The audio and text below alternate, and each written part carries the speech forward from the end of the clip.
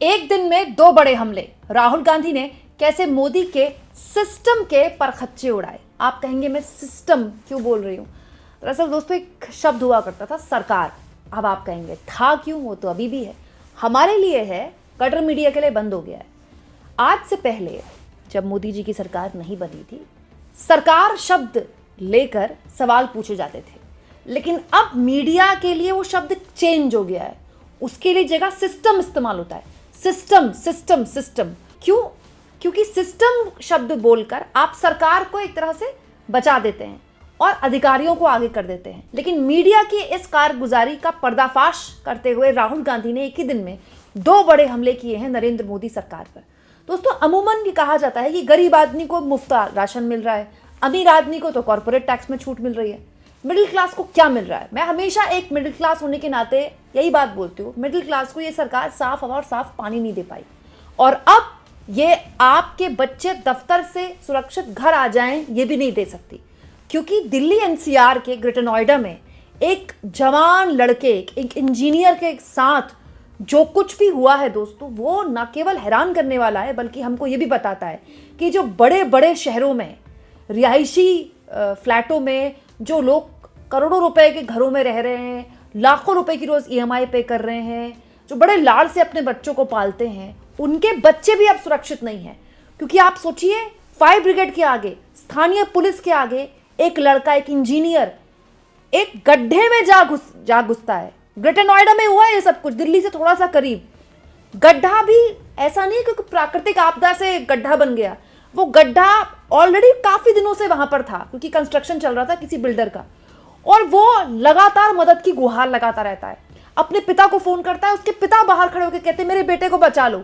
Police देखती रहती है, फायर ब्रिगेड देखती रहती है, लेकिन वो लड़का डूब जाता है। दोस्तों युवराज मेहता, चेहरा देखिए आप इस बच्चे का, मात्र 27 साल उम्र। क्या होती है 27 साल उम्र?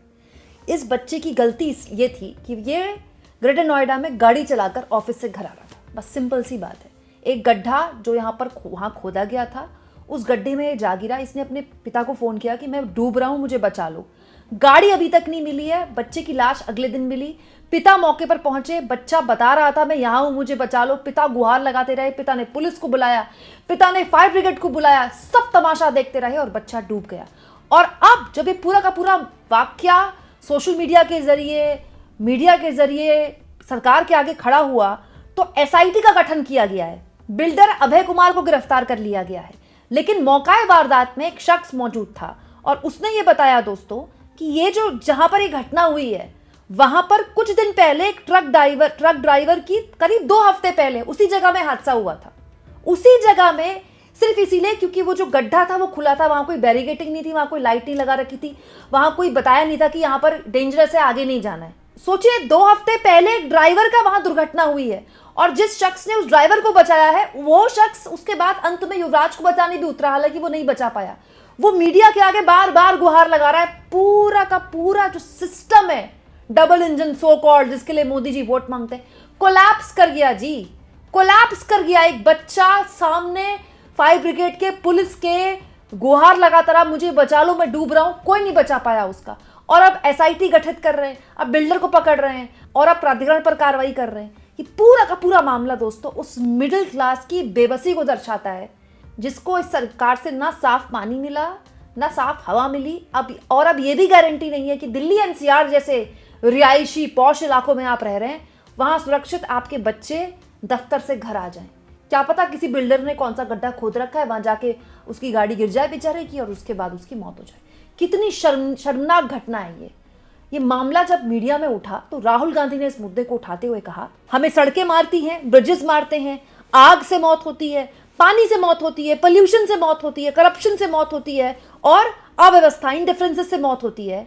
India's urban collapse isn't about lack of money, technology और सोल्यूशन। भारत का जो शहरी कोलैप्स है वो सिर्फ पैसे की कमी, टेक्नोलॉजी की कमी से नहीं है, ये अकाउंटेबिलिटी की कमी है। जवाबदेही नाम की कोई चीज नहीं है। टीना मतलब there is no accountability. Problem ये है दोस्तों कि जनता ने जनता होना छोड़ दिया है, पब्लिक ने पब्लिक होना छोड़ दिया है। पब्लिक एक वोटर बन गया है। वो वोट किस नाम पे देता है? धर्म के नाम पर, जाति के नाम पर। और चुनाव अब चुनाव नहीं रह गया है, चुनाव अब मैनेजमेंट हो गया है। कौन कितना पैसा खर्च कर सकता है, कौन चुनाव से पहले किसके खाते में कितना पैसा डाल सकता है। इसलिए दोस्तों जवाबदेही खत्म हो गई है। नेताओं को फर्क ही नहीं पड़ता आपके बच्चे सड़क में डूब कर मरे या वो गंदी हवा में मरे कि वो गंदे पानी से मरे। इंदौर दोस्तों, इंदौर कोई दूरदराज का इलाका तो नहीं है। इंदौर में दूषित पानी पीने से 20 से ज्यादा लोगों की मौत हो गई। और ऑडेसिटी देखिए, वहां के मंत्री से जब सवाल पूछा गया तो वो घंटे का सवाल कहते हैं उससे। वहां के मुख्यमंत्री, मौत की खबर आनी शुरू हो गई थी और लोगों की शादियां अटेंड कर रहे थे मुस्कुराते हुए। कोई शर्म नहीं। क्यों? क्योंकि कोई जवाबदेही नहीं। जवाबदेही क्यों नहीं? क्योंकि डर नहीं। कि पहला सवाल था जो राहुल गांधी ने नोएडा के 27 साल के इंजीनियर के सपोर्ट में सरकार से पूछा, और दूसरा सवाल अपने संसदीय क्षेत्र रायबरेली में जाकर पूछा। दोस्तों राहुल गांधी रायबरेली में भी थे और रायबरेली में उन्होंने एक कार्यक्रम को संबोधित किया जिसमें उन्होंने मनरेगा का जिक्र किया। मनरेगा खत्म करके जी राम जी योजना लाई गई है दोस्तों, जबकि जी राम जी एक्ट के जरिए खुद सरकार के सहयोगी उससे गुहार लगा रहे हैं। कुछ दिन पहले मैंने आपको खबर दिखाई थी, अमित शाह के घर जाकर चंद्रबाबू नायडू ने मुलाकात की थी। वैसे तो वजह कई थी, लेकिन उनमें से एक वजह यह थी कि जी राम जी योजना जो आपने लागू कर दी है उसके लिए हमारे पास पैसा नहीं है। सरकार के सहयोगी उससे कह रहे हैं कि हमारे पास पैसा नहीं है, हमें केंद्र की मदद चाहिए। और इसी के मद्देनजर राहुल गांधी ने रायबरेली में कार्यक्रम को संबोधित करते हुए कहा, नरेंद्र मोदी सारा पावर अपने हाथों में लेकर गरीबों को भूखा मारना चाहते हैं। मनरेगा से गांधी जी का नाम हटाकर उनका अपमान किया, मगर मुख्य बात नाम बदलने की नहीं, हमारी गरीब जनता को जो सुरक्षा दी गई थी उसे मोदी सरकार ने खत्म कर दिया। कांग्रेस पार्टी पूरे देश में मनरेगा को बचाने का आंदोलन कर रही है और हम मजदूरों की रक्षा के लिए मजबूती से उनके साथ खड़े हैं। एक तरफ हम जनता की रक्षा कर रहे हैं और दूसरी तरफ नरेंद्र मोदी देश का पूरा धन खींचकर अडानी और अंबानी के हाथों में दे रहे हैं। राहुल गांधी लगातार ये बोलते रहे। इसके जरिए वो बताते हैं कि जो एक इनकम डिस्पैरिटी है कि गरीब और गरीब हो रहा है, अमीर और अमीर हो रहा है। दोस्तों ये बिल्कुल सच है कि हम चौथी सबसे बड़ी अर्थव्यवस्था है, लेकिन आप जब भी उस ग्राफ में देखेंगे ना, टॉप 5 टॉप 6 इकोनॉमीज में, आपको सबसे बड़ा लूप होल जो हमारी अर्थव्यवस्था में दिखेगा वो है पर कैपिटा इनकम। आज भी हमारे देश में सालाना एक आदमी $3000 भी नहीं कमा पाता, और जिनको हमने पीछे छोड़ा है, ब्रिटेन या जापान, या फिर जिनको हम जिनसे हम आगे निकलना चाहते हैं, उनकी जरा पर कैपिटा इनकम देख लीजिए।